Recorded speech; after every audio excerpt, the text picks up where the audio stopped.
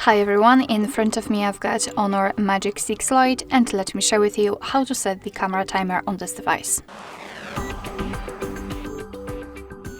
So let's start with opening the camera app. And as you can see right now, we are in the standard photo mode. We have to enter the settings because we do not have this timer icon highlighted here. So let's enter the settings, which are in the right upper corner. And now we have to find the timer in this general option. As you can see, after tapping on it, we can choose from 4 different options, so the off, 2, 5 and 10 seconds delay.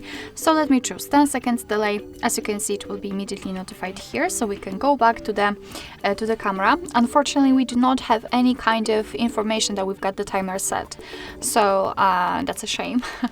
All we have to do right now is to tap on the shutter button, and from now on your device will count down from 10, 3 or 5, of course, depending on which option you've chosen, and after that time it will take a photo. Okay, we can always turn it off. Just go back to the settings, tap on the timer and tap on off. And from now on, your device will take photos right after touching the shutter button. Alright, so that will be all. Thank you so much for watching. I hope that this video was helpful, and if it was, please hit the subscribe button and leave the thumbs up.